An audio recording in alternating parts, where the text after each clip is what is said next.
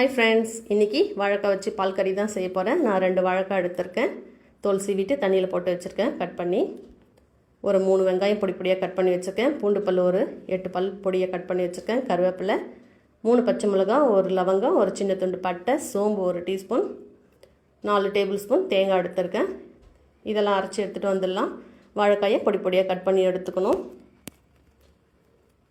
இப்போ அடுப்பில் கடாய் வச்சு எண்ணெய் ஊற்றிக்கலாம். எண்ணெய் காஞ்சதும் கடுகு உளுத்தம் பருப்பு போட்டுக்கலாம். ஒரு வரமிளகாயை கிள்ளி போட்டுக்கலாம். அடுத்து வெங்காயம், பூண்டு பொடியாக கட் பண்ணதை சேர்த்துக்கலாம். நல்லா வதக்கி விட்டுக்கலாம்.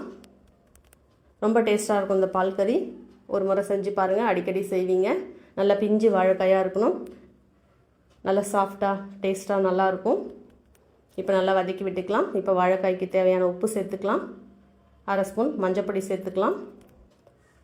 நல்லா கலந்து விட்டுட்டு வாழைக்காய் வேகிறதுக்கு தேவையான தண்ணி சேர்த்துக்கலாம். எல்லா ரைஸோடு சாப்பிட்றதுக்கு ரொம்ப நல்லாயிருக்கும். இப்போ தண்ணி சேர்த்துக்கிறேன். தட்டு போட்டு மூடி வேக வச்சுக்கலாம். காய் வேகிறதுக்குள்ளே நம்ம தேங்காய், பச்சை மிளகாய், சோம்பு, பட்டை, லவங்கம் இதெல்லாம் அரைச்சி எடுத்துகிட்டு வந்துடலாம். இப்போ வாழைக்காய் நல்லா வெந்துருச்சு. இப்போ அரைச்சி வச்ச தேங்காய் விழுதை சேர்த்துக்கலாம். நல்லா கலந்து விட்டுக்கிட்டே இருக்கலாம். அப்பப்போ நல்ல தேங்காய் தண்ணியெல்லாம் சுண்டி நல்லா ட்ரையாக வரும்.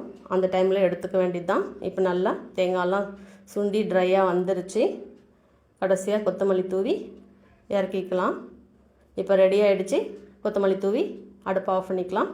ரொம்ப டேஸ்ட்டாக இருக்கும். ட்ரை பண்ணி பாருங்கள். இந்த வீடியோ உங்களுக்கு பிடிச்சிருந்தா லைக் பண்ணுங்கள், ஷேர் பண்ணுங்கள், சப்ஸ்கிரைப் பண்ணுங்கள். தேங்க்யூ.